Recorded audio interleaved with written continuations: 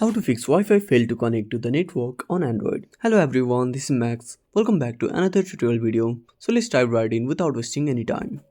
First of all, open up your Wi-Fi settings. Now tap on the info icon next to the Wi-Fi. Now click on forget. Tap on remove.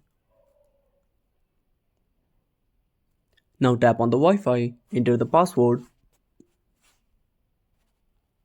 Now tap on privacy and select use device MAC address. Now tap on save.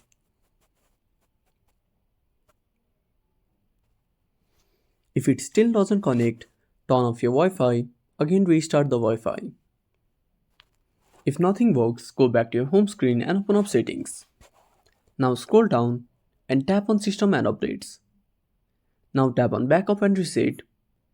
Now tap on reset phone and select reset all settings.